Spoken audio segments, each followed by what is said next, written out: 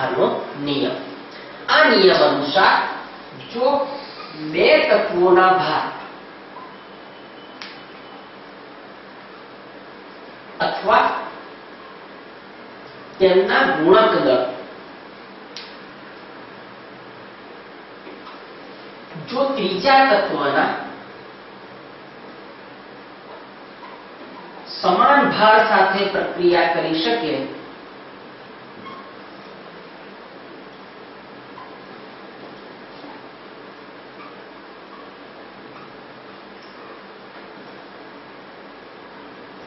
તો તે બે તત્વો પણ એકબીજા સાથે પ્રક્રિયા કરી શકે।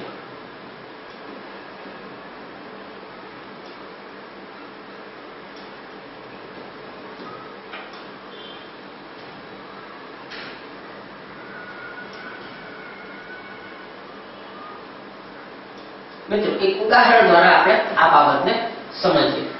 ઉદાહરણ તરીકે હાઇડ્રોજન ક્લોરાઇડ અથવા તો હાઇડ્રોક્લોરિક એસિડ। હાઇડ્રોક્લોરિક એસિડમાં હાઇડ્રોજનનો એક પરમાણુ અને ક્લોરીનનો એક પરમાણુ છે। જો આપણે તેમના દળની ગણતરી કરીએ તો અહીં હાઇડ્રોજનના 1 ગ્રામ સાથે ક્લોરીનના 35.5 ગ્રામ સંયોજાયેલા હશે।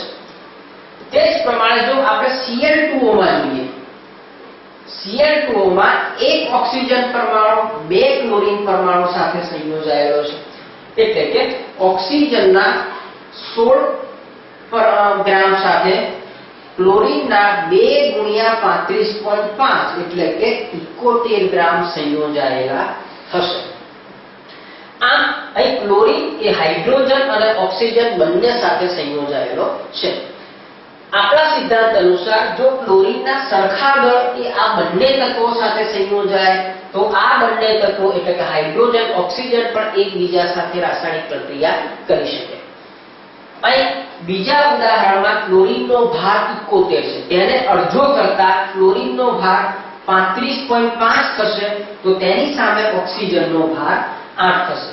બીજી રીતે આપણે એમ કહી શકાય કે Cl2O માં ક્લોરીનના 35.5 ભાર સામે ઓક્સિજનનો 8 ભાર સંયોજાયેલો છે। હવે અહીં ક્લોરીનનો ભાર સમાન છે 35.5 અને 35.5, જે અનુક્રમે હાઇડ્રોજનના 1 ભાર અને ઓક્સિજનના 8 ભાર સાથે સંયોજાયેલા છે।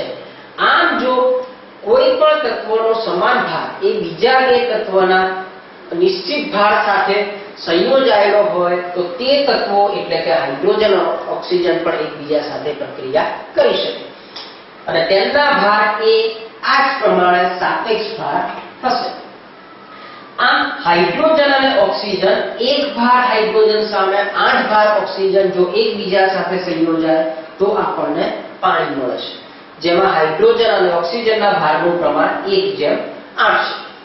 જો ગ્રામની દ્રષ્ટિએ વિચારીએ તો હાઇડ્રોજનનો પરમાણુ ભાર અહીંયા 2 ગ્રામ થશે, જ્યારે ઓક્સિજનનો પરમાણુ ભાર 16 ગ્રામ થશે।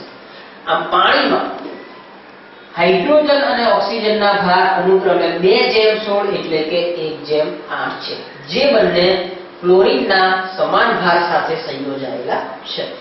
આ નિયમને સંયોજિત ભારના નિયમ તરીકે ઓળખવામાં આવે છે।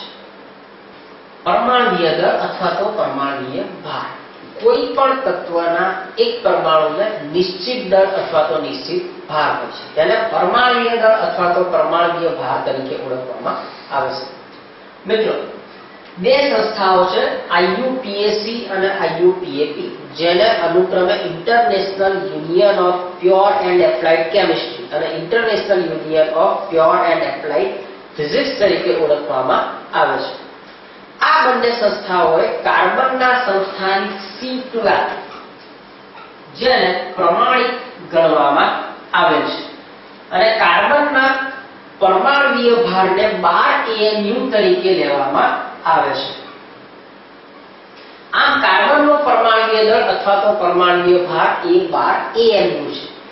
AMU જેને એટમિક માસ યુનિટ તરીકે ઓળખવામાં આવે છે અને હાલમાં AMU ના બદલે U પણ દર્શાવવામાં આવે છે, જેને યુનિફાઈડ માસ તરીકે ઓળખવામાં આવે છે। મિત્રો આમ કાર્બનના પરમાણુના એક પરમાણુના ભારને 12 AMU તરીકે પ્રમાણિત ગણી તેની સાપેક્ષમાં બીજા કોઈ પણ તત્વના પરમાણુના દળને તેનો પરમાણુય દળ અથવા તો પરમાણુય ભાર તરીકે ઓળખવામાં આવે છે. આ પ્રમાણે જોઈએ તો હાઇડ્રોજનના એક પરમાણુનો પરમાણુય દળ એ કાર્બનના પરમાણુય દળની સાપેક્ષમાં 12મા ભાગનો છે. હવે 1 AMU ની કિંમત લગભગ આટલી છે. 1 AMU બરાબર જેની કિંમત છે 1.66056 ગુણ્યા 10⁻²4 ગ્રામ. એટલે કે 1 AMU નું મૂલ્ય આટલું થાય છે 1.66056 ગુણ્યા 10⁻²4 ગ્રામ. જો આપણે હાઇડ્રોજનની વાત કરીએ કે જેનો પરમાણુ ભાર કાર્બનના પરમાણુ ભારના 12મા ભાગનો છે, એટલે 12/12 કરીએ એટલે હાઇડ્રોજનનો પરમાણુ ભાર 1 થશે. જો આપણે તેનો યુનિફાઈડ માસમાં ગણવો હોય તો પહેલા હાઇડ્રોજનનો પરમાણુ ભાર ગ્રામમાં કેટલો છે તે નક્કી કરવું પડે. હાઇડ્રોજનનો પરમાણુ ભાર ગ્રામમાં 1.6736 ગુણ્યા 10⁻²4 ગ્રામ છે. માટે હાઇડ્રોજનનો પરમાણુય ભાર યુનિટમાં 1.6736 ગુણ્યા 10⁻²4 છેદમાં 1 AMU ની કિંમત છે જે 1.66056 ગુણ્યા 10⁻²4 છે. તેના વડે ભાગીએ એટલે આપણને 1.0078 AMU મળે, જે હાઇડ્રોજનનો એટમિક માસ યુનિટ એટલે કે પરમાણુય દળ છે, જેને આશરે 1.008 AMU તરીકે લેવામાં આવે છે. આમ કાર્બનને પ્રમાણિત ગણીને બીજા કોઈ પણ તત્વના પરમાણુનો પરમાણુય દળ એટલે કે પરમાણુય ભાર નક્કી કરવામાં આવે છે. તે જ પ્રમાણે જો ઓક્સિજનનો આપણે પરમાણુય દળ અથવા તો પરમાણુય ભાર જોઈએ તો એ લગભગ 15.995 યુનિટ છે.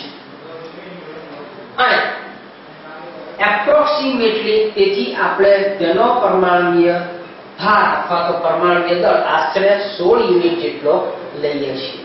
તો મિત્રો આમ કોઈ પણ તત્વના એક પરમાણુને જે નિશ્ચિત દળ હોય છે, જે નિશ્ચિત ભાર હોય છે, તેને તેનો પરમાણુય દળ અથવા તો પરમાણુય ભાર તરીકે ઓળખવામાં આવે છે.